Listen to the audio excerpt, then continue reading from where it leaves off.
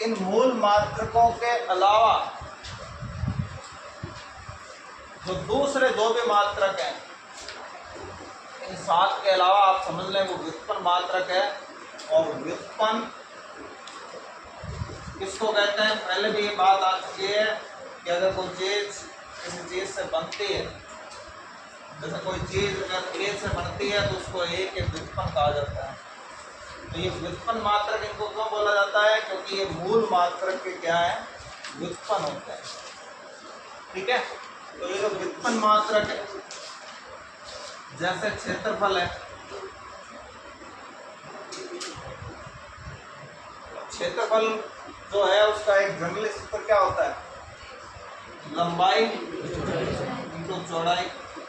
अब लंबाई क्या है? एक दूरी है, तो दूरी का मात्रक क्या है? मीटर। चौड़ाई क्या है? वो भी एक दूरी है, तो दूरी का मात्रक क्या हो गया? तो क्षेत्रफल का मात्रक अलग है, हमें पता है क्या होता है? मीटर स्क्वायर होता है। दूसरा आयतन,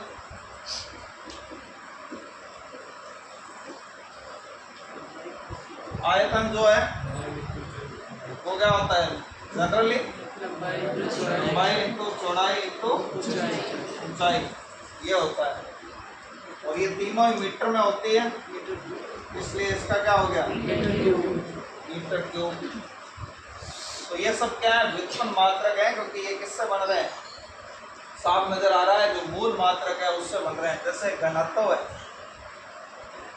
जो डेंसिटी है किसी की, डेंसिटी का क्या सूत्र होता है? द्रव्यमान बटा आयतन। तो यहाँ पर द्रव्यमान का मूल मात्रक क्या है? किलोग्राम। और आयतन खुद व्युत्पन्न मात्रक है, हालांकि इसका क्या मात्रक है? Metre cube.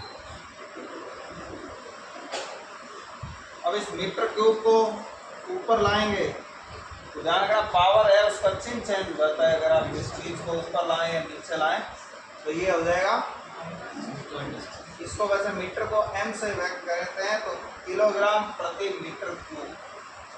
तो इस तरीके से जिसमें भी आप समझ लें 2 से ज़्यादा मात्रक होते हैं, या एक ही मात्रक एक से ज़्यादा बार होता है, गुणा के अकॉर्डिंग गुणक के रूप में होता है, वो सब के सब क्या है? व्युत्पन्न मात्रक है। तो आप उन 7 के अलावा, 7 को याद रखना है भाई, इन 7 के अलावा सारे के सारे क्या है? व्युत्पन्न मात्रक है। बस ये इतनी सी बात ध्यान रखने की जरूरत है। ठीक है, अब हम जो फिजिक्स पढ़ रहे हैं, तो ये सब जो होती है, ये जो राशियां होती है, फिजिक्स में जो टर्म्स इस्तेमाल किए जाते हैं उनको राशियां कहते हैं। अब ये जो राशियां होती है ये 2 प्रकार की होती है। पहली होती है अदिश।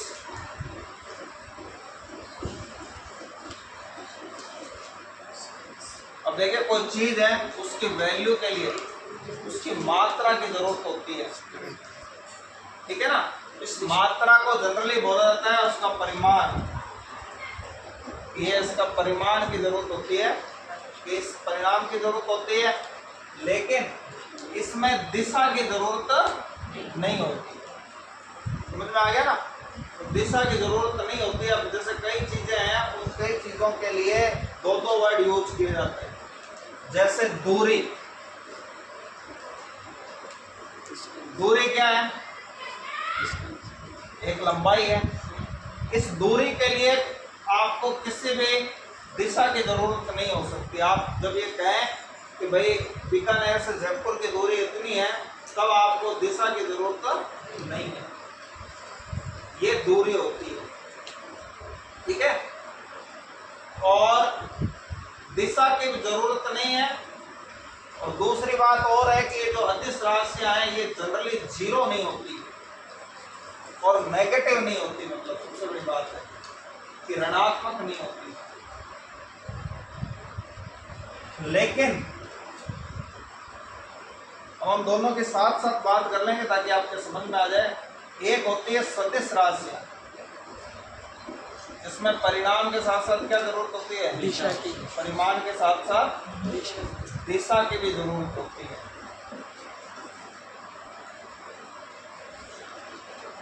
जैसे एक चीज होती है विस्थापन। विस्थापन क्या है? ये भी दूरी है। विस्थापन भी क्या है? दूरी है। लेकिन विस्थापन वो दूरी है जिसमें किसी भी वस्तु की जगह चेंज होती है। उसका क्या होना चाहिए? जगह बदलनी चाहिए। समझ में आ गया ना? कैसे? तो विस्थापन क्या होती है? विस्थापन को कहते हैं निश्चित दिशा में, निश्चित दिशा में तय की गई दूरी।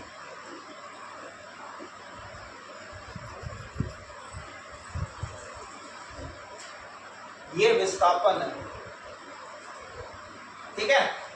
अगर आप बीकानेर से जयपुर जाके आए, बीकानेर से जयपुर 350 किलोमीटर मान लेते हैं, 350 किलोमीटर है, तो आप बीकानेर से गए, जयपुर गए, अपना काम किया, वापस अपने घर आ गए, तो आपने मान लो 350 कितनी दूरी की? 700 किलोमीटर दूरी तय की। लेकिन अगर आप वापस आ गए तो विस्थापन आपका क्या हुआ? कोई विस्थापन नहीं हुआ। अगर आप वहां से वापस आ गए, आपकी पोजीशन चेंज होनी चाहिए। तो ये एक सदिश राशियों का फर्क है कि सदिश राशियां और ये एक निश्चित दिशा में होती है, दिशा भी बतानी पड़ती है इनके साथ साथ। अगर आपने एक पत्थर ऊपर फेंका, मान लीजिए 5 मीटर ऊपर फेंका या 10 मीटर ऊपर फेंका, तो 10 मीटर आप ऊपर फेंकेंगे और 10 मीटर वापस वो नीचे आया, तो दूरी कितनी तय कर ली उसने? 20 मीटर। लेकिन उसका विस्थापन क्या हुआ?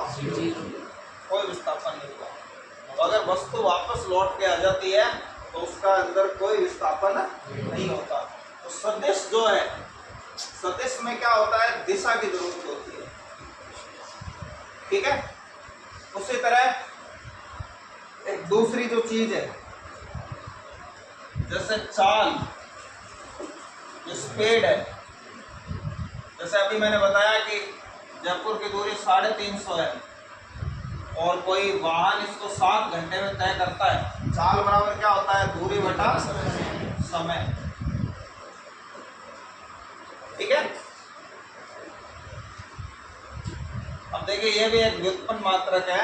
इसकी दूरी की इकाई मीटर में और समय की इकाई सेकंड में, और समय की पावर 1 है, तो ये ऊपर आया तो समय क्या हो गया? पावर माइनस में हो गई, समय इनवर्स। तो इसका मतलब इसको बोलते हैं प्रति। समझ में आया ना? इसको क्या बोलते हैं? प्रति। जैसे अभी घनत्व की मैंने बताई थी ना, घनत्व की क्या थी? Kilogram metre cube. तो ये क्या बोलेंगे इसको? किलोग्राम प्रति मीटर क्यूब। तो ये माइनस लगने का मतलब है ये इसके नीचे था, बट्टे में था, तो इसको पर के हिसाब से काम किए जाते हैं। तो इसी तरह चाल क्या होती है? दूरी। चाल मीटर प्रति सेकेंड। ठीक है? तो यहाँ पे ध्यान रखें कि चाल जो है वो चाल इसकी कितनी थी? दूरी बटा समय। दूरी है 350, समय है 7 घंटे। अब जरूरी नहीं है सेकंड, देखें यहाँ छोटे यूनिट है, तो जरूरी नहीं है कि हम मूल मात्रक में ही उस चीज को व्यक्त करें। मूल मात्रक जरूर सेकंड है, तो सेकंड में हम नाप सकते हैं। लेकिन जैसे हवाई जहाज है तो वो बहुत तेज चल रहा है, तो उसको अगर आप सेकंड में उसका चाल नापते हैं तो कोई दिक्कत नहीं है। लेकिन यहाँ कोई जरूरी नहीं है कि हम सेकंड में ही नापना हमारे लिए जरूरी है। हम क्या कर सकते हैं यहाँ पे? अब ये मीटर प्रति सेकंड है, तो मीटर की बड़ी इकाई क्या है? किलोमीटर। और समय की बड़ी इकाई क्या है? घंटा, यानी कि आवर्स। तो किलोमीटर प्रति आवर। तो किलोमीटर प्रति आवर में हम इसको नापें तो दूरी 350 और ये 7, यानी कि उसकी 50 किलोमीटर प्रति घंटा इसकी चाल है। ठीक है? तो जब चाल की बात करेंगे तो ये भी बताना जरूरी नहीं है कि जयपुर गए। वो ये कहता है कि भाई 350 किलोमीटर की दूरी तय की उसने, 7 घंटे लगे, बताओ उसकी चाल क्या होगी। और एक होता है वेग, इसको वेलोसिटी कहते हैं। तो वेग क्या है? एक सदिश राशि है। वेग क्या है? जब आप कहोगे वेग इसका इतना है, तो तो आपको दिशा भी बतानी पड़ेगी, किस दिशा में। जैसे जयपुर हमारे यहाँ पूर्व की तरफ है, बीकानेर पश्चिम में है, पश्चिम राजस्थान में है, तो जयपुर बीकानेर से पूर्व की दिशा में है। तो हम यहाँ कहेंगे कि पूर्व की ओर इसका वेग कितना है, वही है तो चाल के बराबरी 50 किलोमीटर प्रति घंटा। ये वेग भी यही है, लेकिन क्या होता है, ये दिशा पे डिपेंड करता है। ठीक है, अब यहां पर ये जो चाल होती है, ये चाल या फिर वेग कोई भी हो, ये एक्चुअल में क्या होती है, ये होती है औसत चाल। जिसको हम चाल कहते हैं वो वास्तव में क्या है, औसत चाल है। ठीक है, और जिसको वेग कहते हैं वो भी वास्तव में क्या होता है, औसत वेग होता है। अब क्यों, तो कोई आप किसी बस में गए, जयपुर गए या कहीं पे भी गए, तो बस कोई हमेशा 50 किलोमीटर के स्पीड से थोड़ी चली।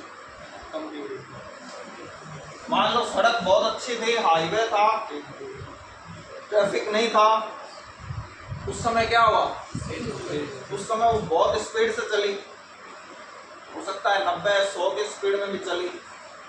कोई शहर आ गया, कोई बाजार आ गया, कोई गांव आ गया, कच्ची सड़क आ गई, तो हो सकता है कि वो 20 किलोमीटर की स्पीड से चली। तो हम क्या करते हैं, चाल और वेग निकालने के लिए शुरुआत का समय और पहुंचे वो समय काउंट करते हैं, और उसके हिसाब से तो ये वास्तव में क्या होती है, औसत चाल और औसत वेग होता है। समझ में आ गया ना।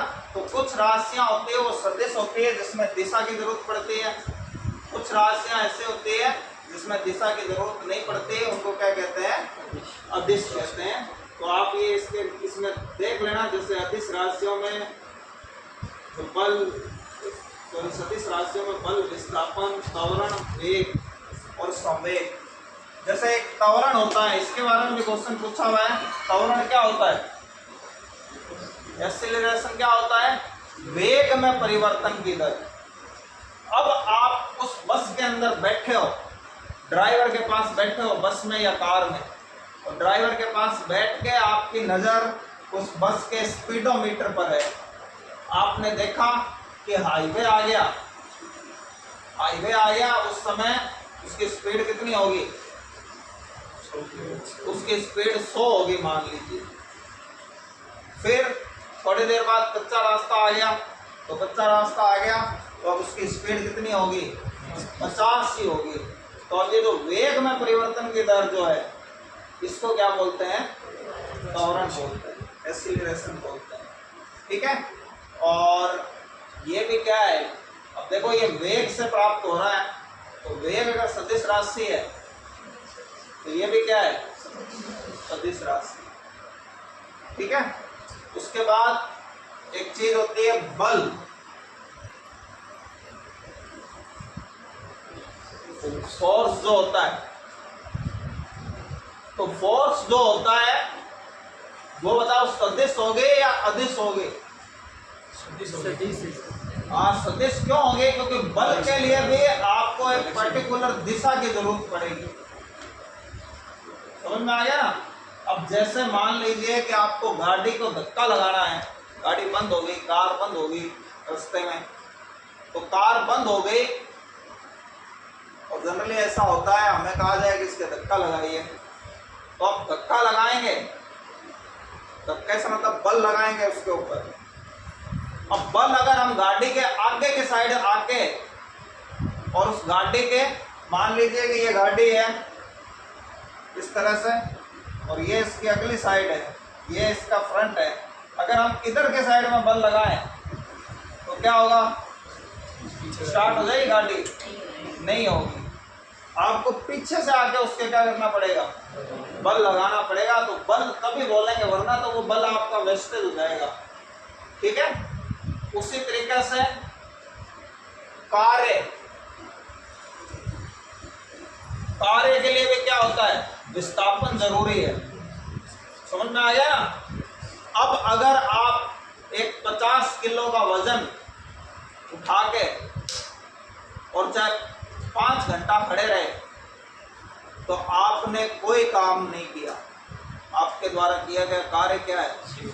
0। ठीक है, कार्य का सूत्र क्या होता है?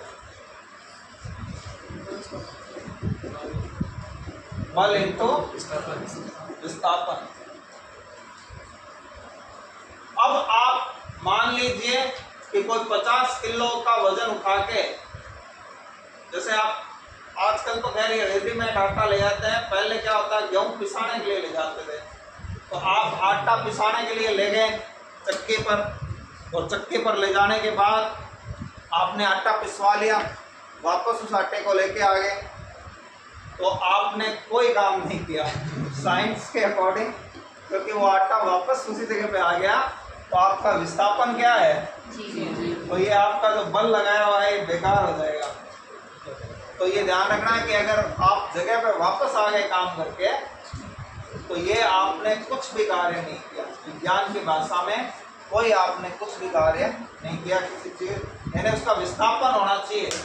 आपका कार्य तभी माना जाएगा जब आप उस आटे को वापस लेके नहीं आए दुकान से, तो ये वर्क उसी कंडीशन में माना जाएगा। तो ध्यान रखना।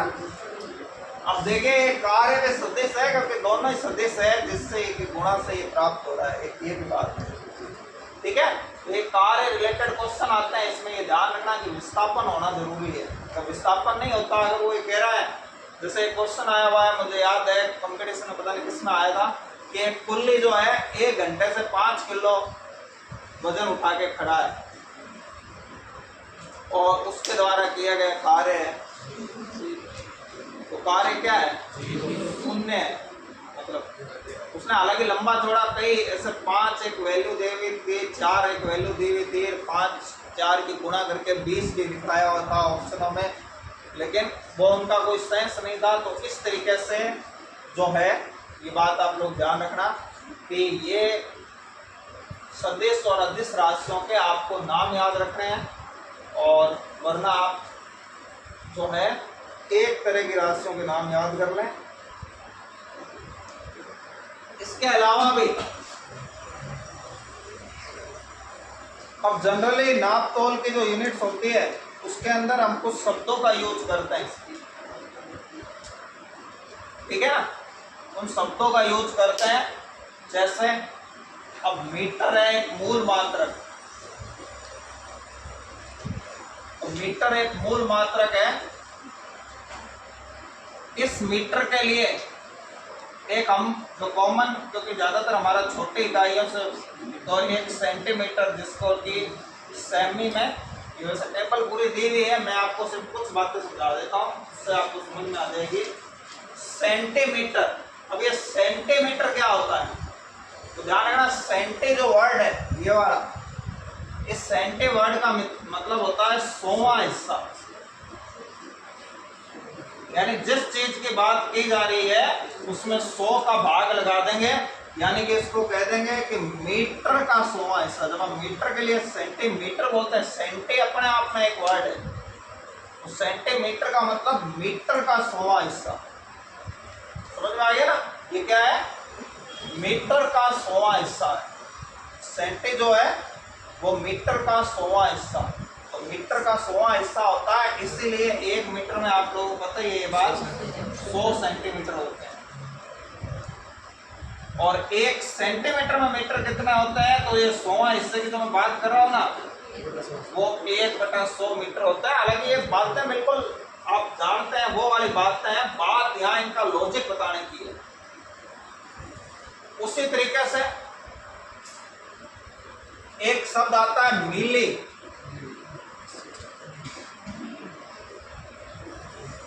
मिली क्या होता है? मिली 1000वें हिस्से को कहते हैं किसी चीज का, यानी उसका 1/1000 पार्ट।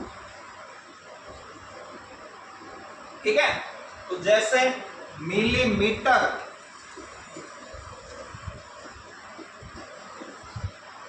तो मिलीमीटर का क्या मतलब हो गया कि मीटर का 1000वां पार्ट, यानी 1 मिलीमीटर में कितने मीटर हो गए? 1/। ठीक है, अब ध्यान रखना, छोटी चीज से बड़ी चीज पूछता है तब तो ये 1000 नीचे आ जाता है, यानी कि वैल्यू कम होगी, और बड़ी चीज से छोटी चीज पूछता है तो ये 1000 क्या आ जाएगा, इधर आ जाएगा। यानी कि 1 मीटर में आपको मिलीमीटर पूछ ले तो मिलीमीटर छोटा है ना, तो छोटा है तो कितने मिलीमीटर हो जाएंगे, 1000 मिलीमीटर हो जाएंगे। ठीक है। अब आप अगर इनके तुलना करें तो 1 सेंटीमीटर में कितने मिलीमीटर हो जाएंगे, इस हिसाब से 10 मिलीमीटर। ये छोटे मोटे बातें हैं, ये जो इकाइयाँ हैं इनको एक दूसरे में बदलना भी इसमें फिजिक्स के टॉपिक में होता है। तो ये छोटे मोटे गणित है, ये हालांकि हमें आती है लेकिन हमने थोड़ा इस चीज़ को इस तरीके से पढ़ा नहीं है कभी, बस इसलिए सारी आपको आप लोगों ने पढ़ रखी है, आप लोगों को आती होगी ये सब बातें, लेकिन यहाँ ये लॉजिकली ये बात होती है। ठीक है। जैसे अब जैसे ये वर्ड होता है किलो, किलो का मीनिंग भी 1000 है, ध्यान रखना। ये तो है 1000वां हिस्सा, यानी उसके 1000 टुकड़े करो उसमें से 1 पार्ट, ये तो है मिली। और ये किलो का क्या मतलब होता है, 1000। जैसे किलोमीटर अभी आया, किलोमीटर का मतलब क्या हो गया, 1000 मीटर। किलो का मतलब है 1000, तो किलो का मतलब 1000 होता है, तो किलोमीटर मीन्स 1000 मीटर। ठीक है। किलोग्राम मीन्स 1000 ग्राम, हालांकि मूल मात्रक है ये किलोग्राम, लेकिन मेन चीज है ग्राम। ठीक है। और उसी तरीके से अगर मिलीग्राम आ गया तो मिली क्या होगा, 1000वां हिस्सा, और 1000वां हिस्सा हो गया यानी 1 ग्राम का 1000वां हिस्सा, तो मिलीग्राम जिसको mg से दर्शाते हैं। जो दवाइयाँ वगैरह है वो इस मिलीग्राम में, जो दवाइयाँ हम यूज करते हैं वो मिलीग्राम में तोली जाती है, ध्यान रखना। तो ये 1/1000 ग्राम हो गया, समझ में आ गया ना। इस तरीके से भाई 1 ग्राम में कितने मिलीग्राम होते हैं, 1000 मिलीग्राम होते हैं। इसका सिंपल सा तरीका है कि बड़े से छोटे का पूछे तो गुणा करनी होती है उसके 1000 की, और छोटे से बड़े का पूछे तो भाग देना होता है। ये बात आप सब जानते हो, तो इसमें कोई बड़ी बात नहीं है। ठीक है। उसी प्रकार से जो है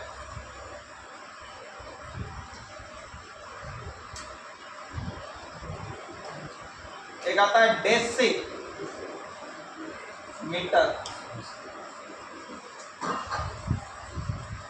डेसी मीटर का मतलब होता है 10वां हिस्सा, किसी चीज का 10वां हिस्सा।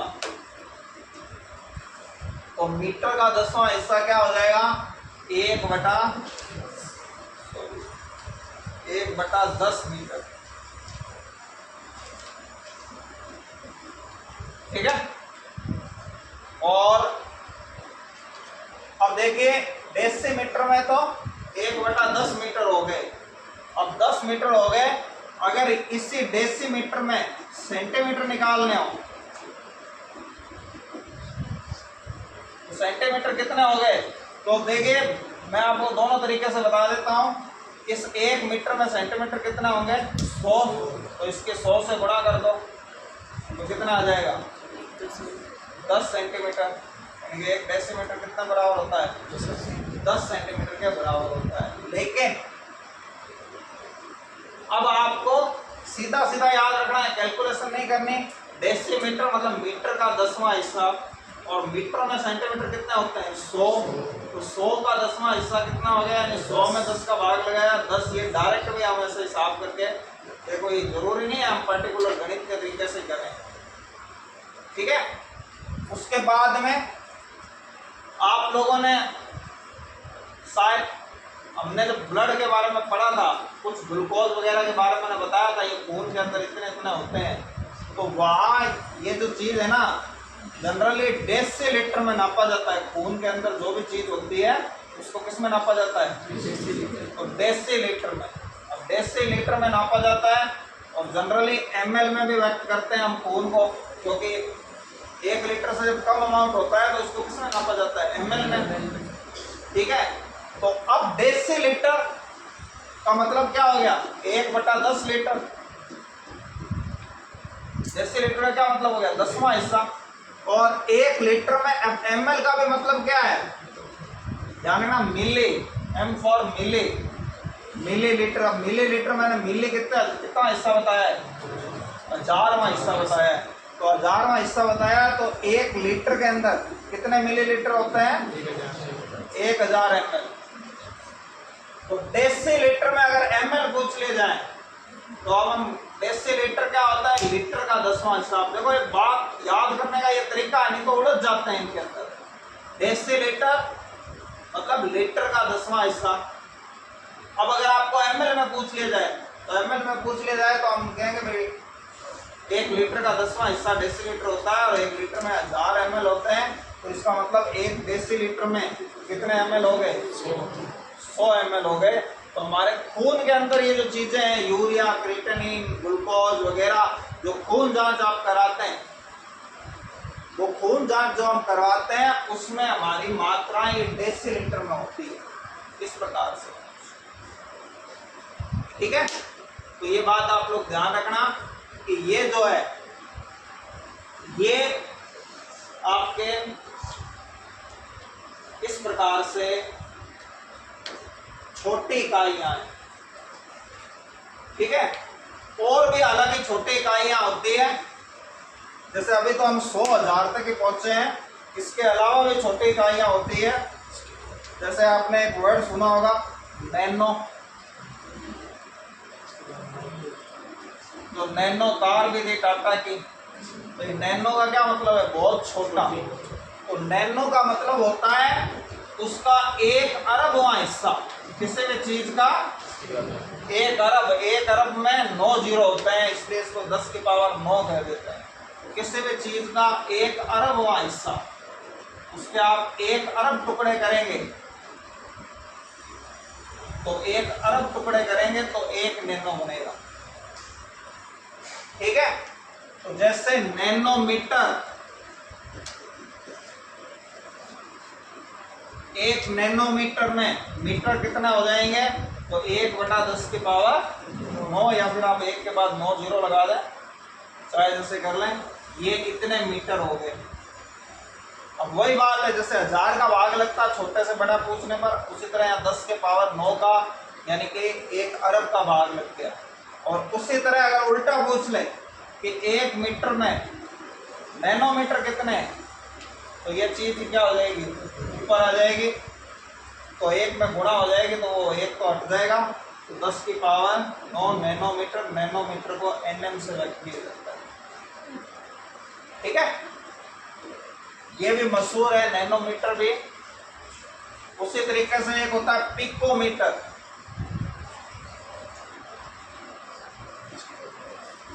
जो पिकोमीटर होता है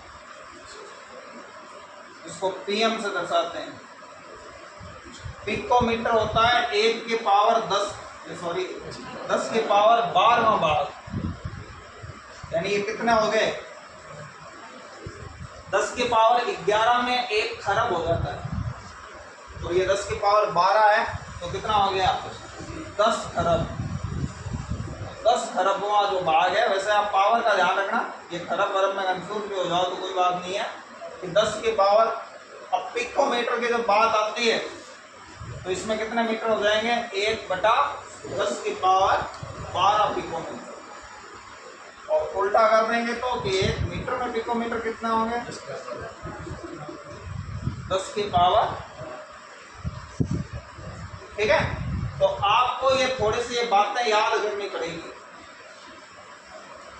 ठीक है ना, ये आप लोग जो है ये याद कर लेंगे, तो याद कर लेंगे तो फिर उस कंडीशन में कंफ्यूजन नहीं रहेगी। थोड़ा सा इन चीज़ों को देख लेना। ये इकाइयाँ जो होती है, इन इकाइयों के हमें वर्ड मीनिंग पता होना चाहिए। ये टेबल में दे रखा है, इसको आप अच्छी तरीके से पढ़ लेना।